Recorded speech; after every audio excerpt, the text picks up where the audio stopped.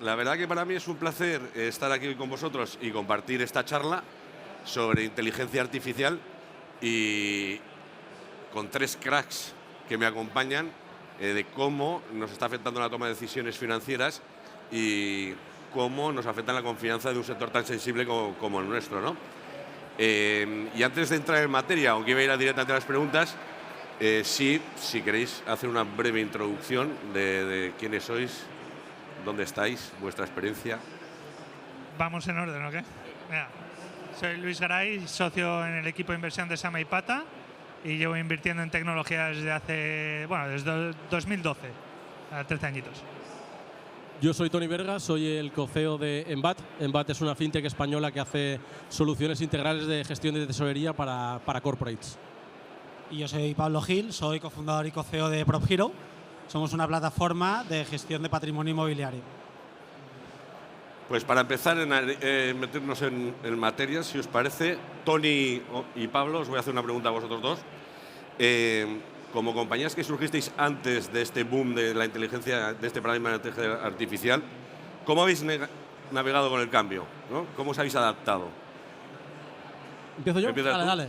Vamos, yo diría que, y te doy la respuesta con dos partes. Una es internamente, creo que gracias a mi socio Carlos, mi socio Tomás, los dos han cogido y adoptado la inteligencia artificial desde el primer momento. Y creo que eso ha hecho cambiar mucho la dinámica de desarrollo a nivel compañía. Creo que desde el día 1 adoptamos esta manera diferente de trabajar y creo que es súper importante el haberlo hecho porque te marca un poco el cómo van a hacerse las cosas en los próximos años.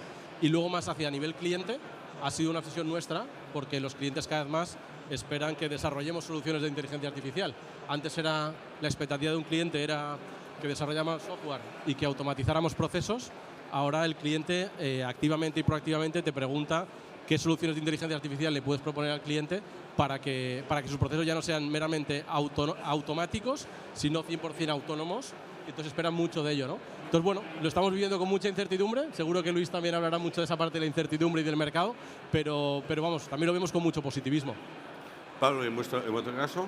Sí, a ver, obviamente esto es uno de los mayores cambios que estamos viviendo, pero no es el único, ¿no? Yo una de las cosas que digo siempre como fundadores es que adaptarse o morir. Entonces, este es uno muy grande y esa naturaleza nuestra de adaptarnos pues nos ha permitido desde el día 1 estar implementando muchos de los cambios que trae la IA, ¿no? Entonces, por un lado, a nivel de desarrollo del producto y de procesos nos permite ir mucho más rápido y segundo, nos permite tomar decisiones más acertadas, ¿no? Al final, los clientes lo que esperan de nosotros es que les pongamos su dinero a trabajar y que les demos el mayor retorno y entonces, pues a la hora de analizar los activos, a la hora de ver en qué zonas invertimos, ¿no? Pues todo la IA nos ayuda mucho ahí, ¿no?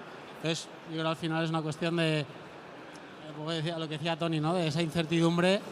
Bueno, yo la abrazo porque sé que vamos a ser capaces de adaptarnos mucho más rápido que muchas otras empresas y entonces somos capaces de llevarnos mucho más parte del pastel, ¿no? Entonces yo soy bastante optimista y a la vez, bueno, viendo a ver qué pasa por ahí en este gran cambio.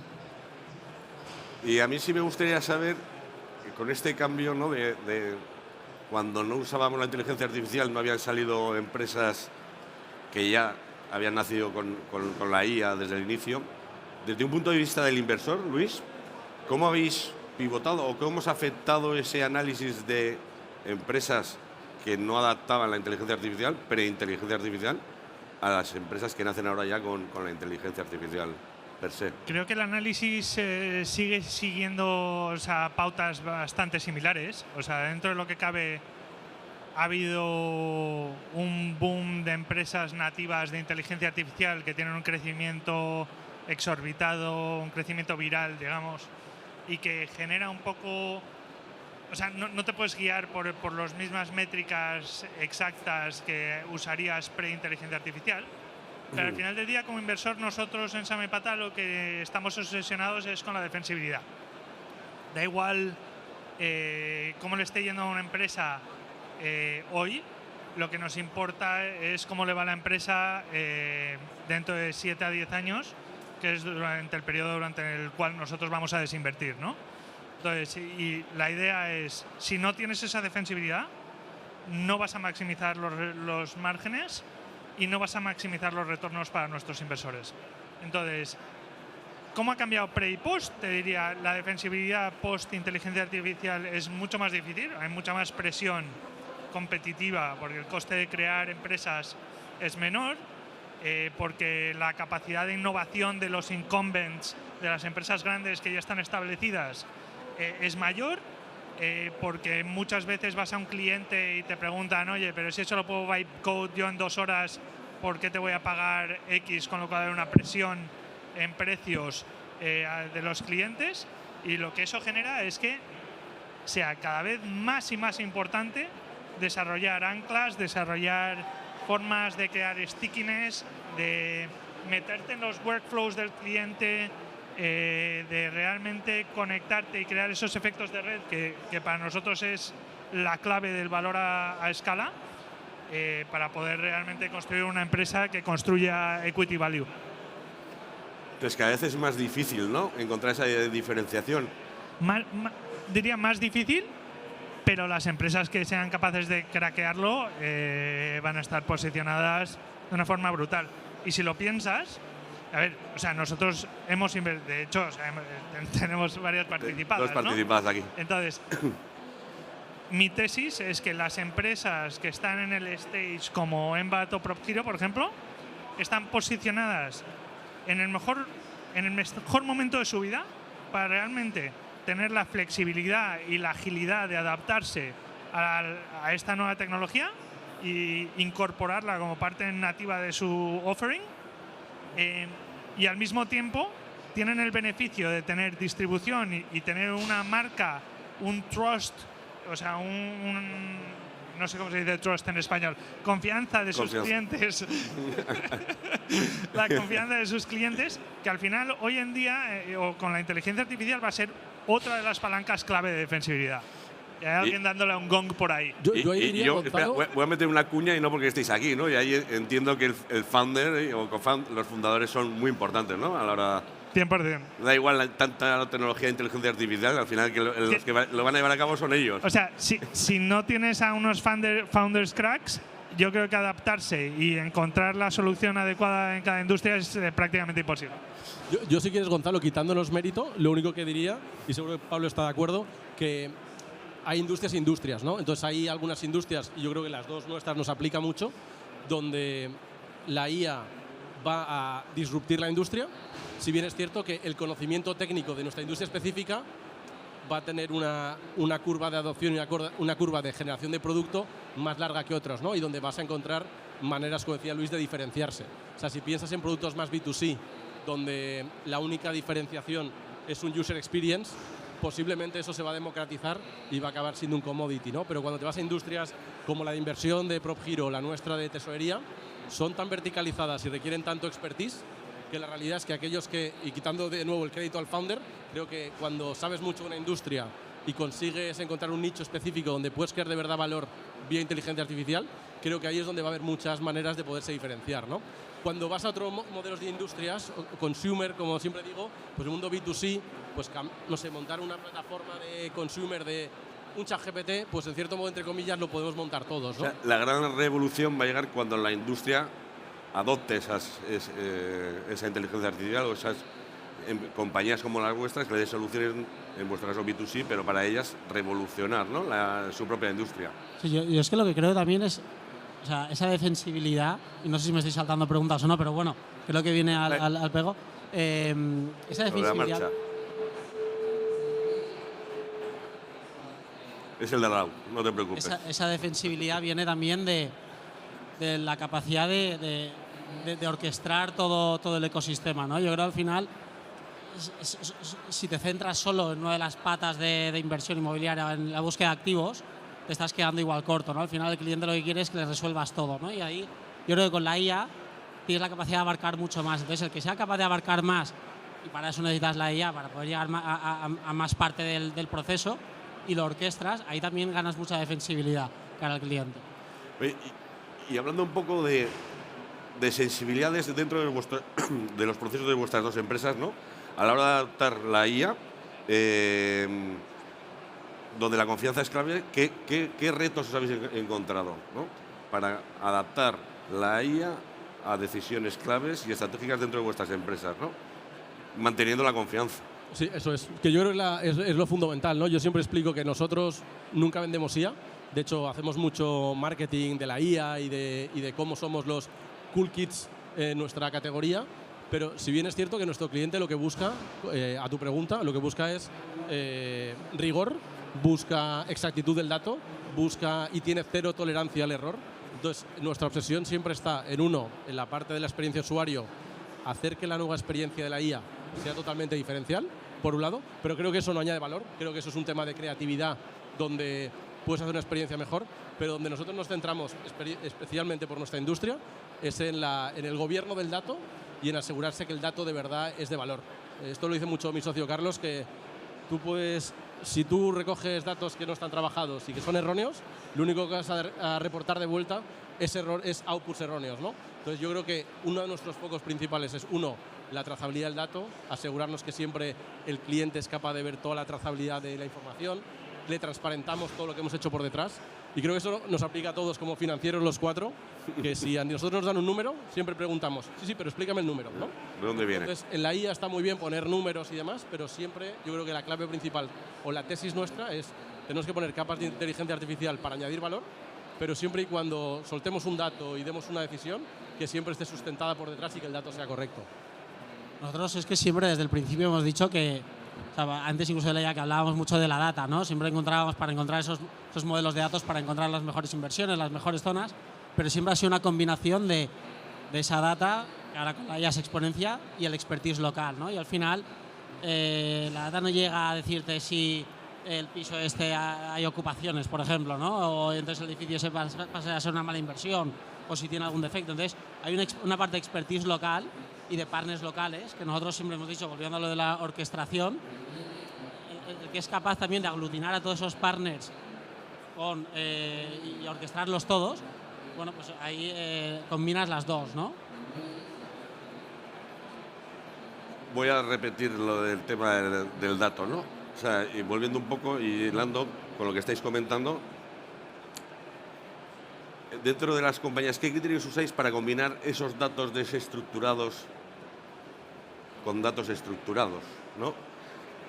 Cuando no teníamos la inteligencia artificial, usábamos software deterministas, datos más estructurados, y ahora pues hablamos de inteligencia artificial generativa con datos más desestructurados, ¿no?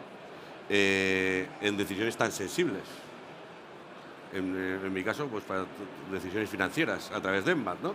Entonces, para mantener ¿hay algún criterio? ¿Seguís usando datos estructurados o habéis pivotado más a versus datos desestructurados utilizando inteligencia artificial? En nuestro caso, y me parece muy buena pregunta porque nosotros ha habido una obsesión en eso. Siempre hemos dicho que no nos tiene que llevar por delante la IA por el hecho de ser IA. Creo que tenemos que tomar decisiones de producto que de verdad impacten al cliente final. Y una de las tesis siempre ha sido, a tu pregunta, Gonzalo, que si existe una decisión que puede ser determinista, pues mucho mejor hacerlo con un dato determinista que no necesariamente tienes que poner una capa de inteligencia artificial, ¿no? Y pienso, por ejemplo, aquí que estamos en el chat, en el stand de Caixa, si pensamos, por ejemplo, en conciliación bancaria, que es una de las cosas que nosotros proveemos como solución de tesorería, la conciliación bancaria es puramente determinista. No importa meterle una capa de inteligencia artificial porque directamente es un tema de interpretación de un dato, interpretarlo y automáticamente pasarlo por el sistema, pero no requiere contexto, no requiere una capa diferente, simplemente con ser determinista vale, ¿no? Y ese proceso a nosotros, creo que la clave, volviendo un poco a tu pregunta, está en el equilibrio. Aquello que de verdad sea determinista lo empujemos por determinismo, lo que de verdad le añada valor, una capa de inteligencia artificial, pues meterle inteligencia artificial. Es un poco así nuestra tesis, pero porque creo que hay muchas compañías, ¿no?, que se hinchan mucho la boca con inteligencia artificial, pero creo que a veces simplemente hay que pararse un poco y pensar de verdad cuál es el valor añadido de lo que estás poniendo en el sistema. Nosotros, donde invertimos mucho tiempo es en esa arquitectura de datos, ¿no? Al final, por muy desestructurados que estén, tiene que haber una arquitectura de datos para que luego le dejes a la IA relacionarlo y que te saque el input adecuado, ¿no? Y que no empiece a alucinar. Entonces, cuanto más data le metes, mejor tiene que estar estructurado para que luego pueda no alucinar, ¿no?, la IA. Entonces, nosotros hay una gran parte de ingeniería que invertimos en la arquitectura de datos, ¿no?, en cómo los montas de tal manera que luego pueda fluir la IA mejor sin alucinar, ¿no?, y que te saque un input con valor real. Entonces, bueno, es un poco la antítesis, ¿no? Lo desestructuras para luego estructurarlo y luego que no alucine. Oye, y una duda que me surge ahora que os estoy escuchando, ¿no? ¿Y eso os ha hecho cambiar el perfil de empleados dentro de la compañía? O sea, nosotros en la parte de producto sí que vemos que ahora hay un perfil mucho más full stack o product full stack, llámalo como quieras, más que un frontend, un backend. El que era backend ahora te puede hacer funciones de frontend y al final, gracias a la IA, pues lo puede potenciar, ¿no? Y sí que estamos viendo una transición mucho más hacia una persona full stack con mucha más, pues eso, tiene unos conocimientos de cómo estructurar los datos, de cómo entenderlos, para luego poder trabajar con la IA, pero ampliar mucho más su scope, su rango de actuación. ¿Y en vuestro caso? En nuestro caso, yo creo que siempre desde el día 1 quisimos traer gente de Tier 1 Talent. O sea, creo que desde los inicios nos obsesionamos por traer gente muy buena. Creo que lo que ahora miramos mucho es que sean curiosos. Creo que al final adoptar la IA ahora es mucho investigar, ¿no? Es mucho coger herramientas, adoptarlas. Entonces creo que lo que más miramos ahora es que de verdad la persona que entre en la compañía tenga ganas de chocarse, de buscar nuevas ideas y de adoptarlas. Pero creo que ahora es que estamos en este momento de tanta incertidumbre, como decíamos, tanto a nivel de mercado como a nivel de soluciones que existen, que lo mejor que puedes encontrar es perfiles que, uno, trayendo talento muy bueno, tengan ese gen de ser un poco emprendedores dentro de su propio rol y que quieran adoptar cosas diferentes. O sea, yo creo, o sea, fíjate, les has preguntado solo a ellos, pero es que también aplica dentro de un fondo de VC, o sea... He pivotado un poco. No, pero que nosotros, o sea, como fondo, sí estamos dedicando, por ejemplo, una persona a tiempo completo, teniendo en cuenta que somos un equipo bastante pequeño, ¿no? O sea, comparativamente, un fondo no escala como una compañía, pero que le hemos dedicado a una persona a tiempo completo a desarrollar herramientas, además de que el equipo de inversión está pues prácticamente un 30% del tiempo buscando formas de optimizar todo ese tipo de tareas repetitivas que al final ocupan gran parte de nuestro tiempo, intentando optimizarlas para dedicarle el tiempo a pensar, a tener conversaciones intelectuales y a hablar con los mejores founders y a hablar con los mejores inversores que inviertan en nuestro fondo, ¿no? Y tener el mismo idioma con esos nuevos founders. Gonzalo, te hago la pregunta a ti. ¿Ha cambiado mucho Caixa o no desde el punto de vista de... Estamos en ello. Nosotros somos muy grandes y estamos en ello.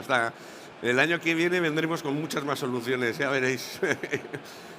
Y gracias al equipo de Day One somos punta de lanza del cambio dentro del banco y por eso estamos aquí en 4 Years From Now. Y sí, el banco está invirtiendo mucho en tecnología y en implantar la IA dentro de nuestros procesos. Y hay una cosa que he notado mucho a la hora de adopción, es lo que venía haciendo Tony, y ha dicho Luis también, lo de compartir conocimiento, ¿no? Está todo tan cambiante que la única forma, o sea, no hay un manual que te diga, o un curso que te diga cómo adaptar IA. Al final la forma de adaptar IA es ver qué están haciendo los otros. Nosotros a raíz de esa Maipata, de hecho, surgió un peer board en el que nos juntamos una vez al mes y es una pasada, o sea, lo que aprendes de ahí, igual te conectas a un comentario que dice, luego montas una sesión y acabas de repente desarrollando de una manera completamente distinta gracias a ese comentario, ¿no? Entonces, ahí es donde vas aprendiendo y luego, por otro lado, también el ir trayendo a gente cada vez en la empresa que sea muy nativa de la IA, ¿no? O sea, pues hay mucho chaval joven que ya está acostumbrado a directamente hacérselo todo y se han montado productos, ya han montado ya empresas de repente que le han durado un mes, pero bueno, ya te la ha desarrollado el producto y todo, y esto adaptarlo y darle esa rigurosidad como empresa también nos está viniendo muy bien a nosotros para ir más rápido en esta carrera. Creo que, o sea, si lo tuvieras que nombrar, o sea, a mi punto de vista, y corregidme si lo pensáis distinto, es curiosidad.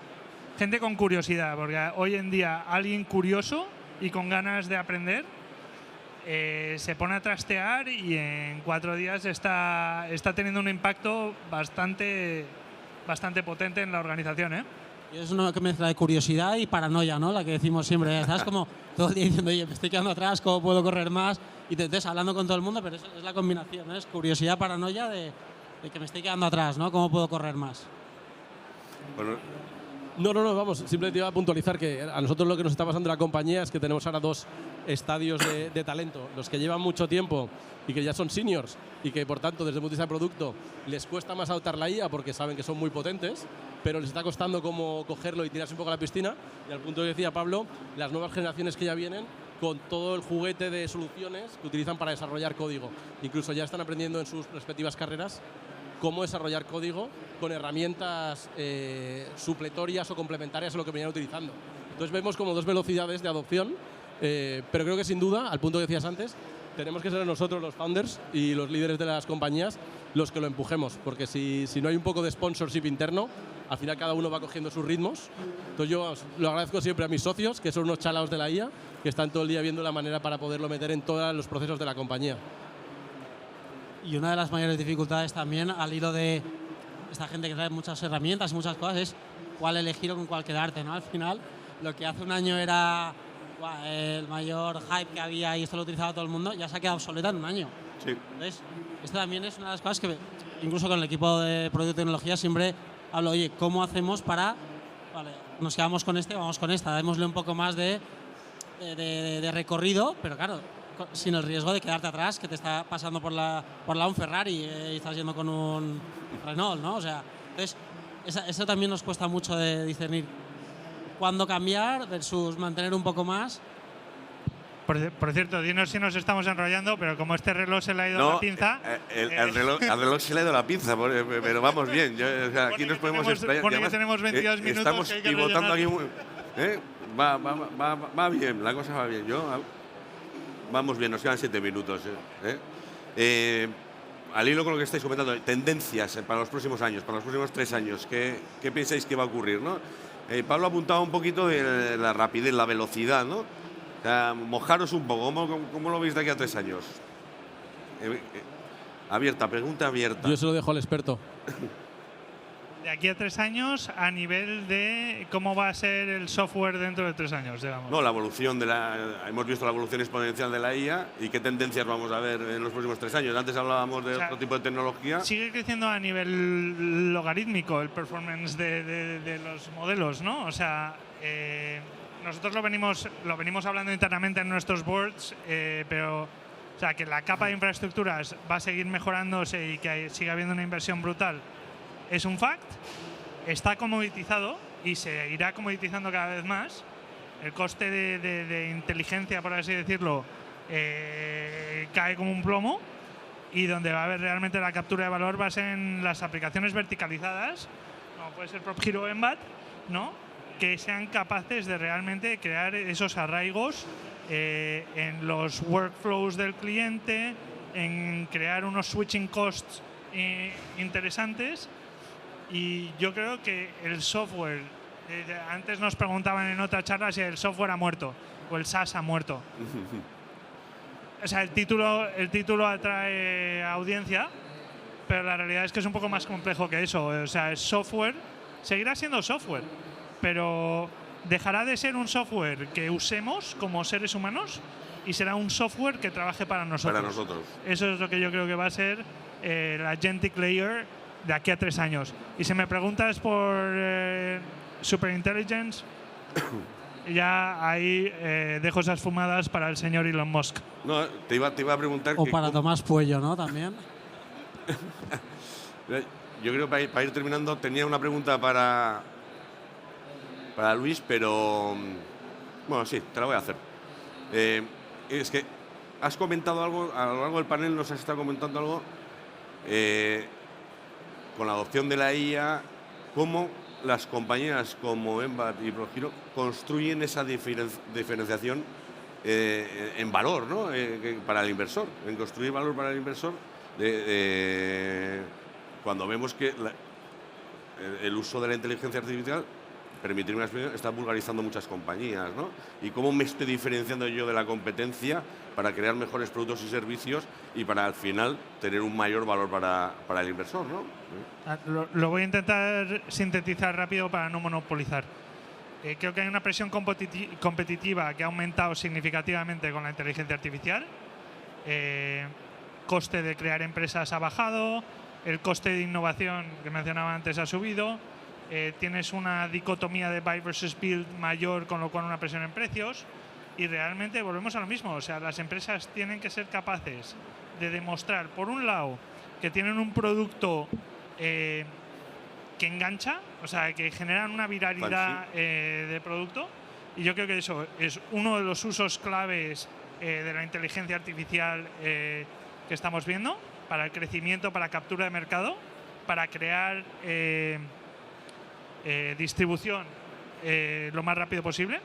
Y por el otro lado tienen que utilizar inteligencia artificial para crear efectos de red, de datos y de interacción de los workflows más potentes, que con el agentic layer solo se van a volver exponenciales. Porque si hay X millones de humanos usando tu producto, con el agentic layer va a haber eso multiplicado por miles. Y no ha sido tan corto, pero bueno. Pablo, No, cierra si quieres. Un poco que con lo de la evolución esto, que nosotros lo estamos incluso viendo, ¿no? Al final, el que es capaz de ir ganando esa carrera va pillando los efectos de red de que más gente quiere trabajar contigo y al final se van creando más monstruos cada vez, ¿no? A nosotros nos está pasando ahora metiendo vivienda en el sistema. Claro, Profiero ya se está posicionando como el de los mayores players metiendo vivienda en el sistema. ¿Qué pasa? Promotores quieren trabajar con nosotros, reformistas con nosotros. Entonces, nos ven como pues el Mercadona, ¿no? Tú estás ahí posicionado, eres el que tienes la demanda y todos se van juntando a ti, ¿no? Entonces, ¿cómo vas aprovechando esa carrera? Y esa es la evolución, ¿no? El que sea capaz de orquestar, y un poco lo que pasa contigo. Entonces, al final, tesorería es una cosa, pero si acabas haciendo todo lo demás, pues lo orquestras todo y pillas más cuota de mercado. Y ahí es como te diferencias. Bueno, ¿quieres apuntar algo, Tony? No. Para terminar. Me he quedado con la reflexión de Luis ya... y la de Pablo, que me han encantado. Vale. O sea, yo sí quiero estar una reflexión más de macro, pero a lo mejor es aburrido. No. Sí. Vamos a cerrar ya el panel. Primero, daros las gracias a los tres por esta charla tan honesta de cómo nos está cambiando la vida la inteligencia artificial, que no es tan fácil adaptarla a los modelos de negocios y generar confianza. Espero que algo nos hayan aclarado, sobre todo el futuro de tendencias, y me gusta también verlo de una perspectiva de velocidad, de cambio y cómo se construye esa diferenciación. Ahora que la inteligencia artificial, pues la podemos, en el día a día la podemos usar todos, ¿no? Muchísimas gracias a todos por venir. Muchas gracias.